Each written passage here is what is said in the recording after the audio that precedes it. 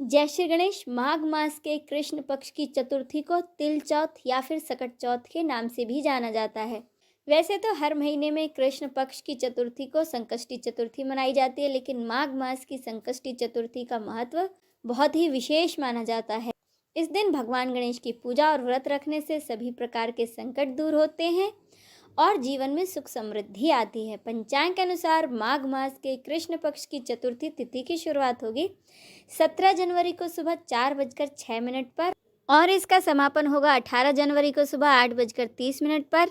इस दिन चंद्रोदय होगा रात 9:09 पर। यह समय शहर के अनुसार अलग भी हो सकता है। ऐसे में सकट चौथ का व्रत 17 जनवरी को रखा जाएगा। इस दिन तिल और गुड़ का विशेष उपयोग किया जाता है, जो कि स्वास्थ्य और धार्मिक दृष्टि से इसे और भी पवित्र बनाता है। भगवान गणेश को विघ्नहर्ता, मंगलकर्ता और शुभता का प्रतीक माना जाता है।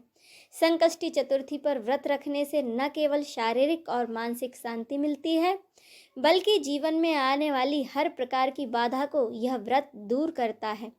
इस दिन भगवान गणेश और चंद्रदेव की उपासना से संतान को लंबी आयु का वरदान प्राप्त होता है और घर में सुख शांति का आगमन होता है। बच्चों के जीवन में आ रही सभी परेशानियां इस व्रत से दूर होती हैं। ऐसा माना जाता है कि इस दिन चंद्रदेव को जल अर्पित करने से संतान को किसी भी बीमारी का सामना नहीं करना पड़ता और उसे सौभाग्य की प्राप्ति होती है। धार्मिक मान्यता है कि इस दिन व्रत करने और तिल गुड़ से बनी सामग्री का उपयोग करने से सभी मनोकामनाएं पूरी होती हैं। इस व्रत को विधि पूर्वक करने वाले भक्तों को भगवान गणेश की विशेष कृपा के साथ साथ धन, वैभव और सफलता प्राप्त होती है। अब जाने पूजा विधि। इस दिन सुबह जल्दी उठकर स्नान आदि से निवृत्त हो स्वच्छ वस्त्र धारण करने के बाद व्रत का संकल्प लें। इसके बाद पूजा स्थल को शुद्ध करें। एक चौकी पर पीला या लाल कपड़ा बिछाकर फिर एक चौकी पर भगवान गणेश की मूर्ति या चित्र को स्थापित करें। भगवान गणेश को दुर्वा, फल, फूल, शमी पत्र, चंदन और तिल से बने लड्डू अर्पित करें।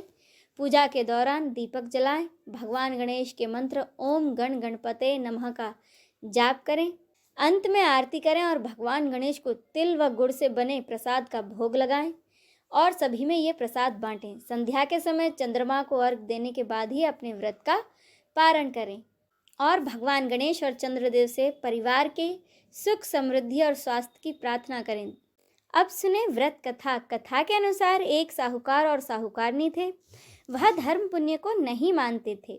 एक दिन साहूकारनी अपनी पड़ोसन के घर गई। उस दिन सकट चौथ का दिन था। वहाँ पड़ोसन सकट चौथ की पूजा करके कहानी सुना रही थी। साहूकारनी ने पड़ोसन से पूछा, यह तुम क्या कर रही हो? तब पड़ोसन बोली, आज चौथ का व्रत है, इसीलिए कहानी सुना रही हूँ। तब साहूकारनी बोली, चौथ का व्रत करने से क्या होता है? पड़ोसन बोली, इसे करने से अन्न, धन, सुहाग, पुत्र सब कुछ मिलता है। तब साहूकारनी ने कहा, यदि मेरा गर्भ रह जाए तो मैं 1.25 सेर तिलकुट करूँगी और चौथ का व्रत करूँगी। भगवान श्री गणेश की कृपा से साहूकारनी के गर्भ रह गया। इस पर वह बोली, यदि मेरे यहाँ पुत्र का जन्म हो जाए तो मैं 2.5 सेर तिलकुट करूँगी। कुछ दिनों के बाद उसके यहाँ एक पुत्र का जन्म हो गया। इस पर साहूकारनी बोली कि हे चौथ माता, मेरे बेटे का विवाह हो जाएगा तो मैं 5.25 सेर का तिलकुट करूँगी। कुछ वर्षों के बाद बेटे का विवाह तय हो गया और उसका बेटा विवाह करने के लिए चला गया, लेकिन उस साहूकारनी ने तिलकुट नहीं किया। इस कारण से चौथ माता क्रोधित हो गई और उन्होंने फेरों से उसके बेटे को उठाकर पीपल के पेड़ पर बिठा दिया। इसके बाद सभी वर को खोजने लगे, पर वह नहीं मिला। हताश होकर सारे लोग अपने अपने घर को लौट गए। इधर जिस लड़की से साहूकारनी के लड़के का विवाह होने वाला था, वह अपनी सहेलियों के साथ गणगौर पूजन के लिए जंगल में दूब लेने गई। तभी रास्ते में पीपल के पेड़ से आवाज आई, ओ मेरी अर्ध ब्याही।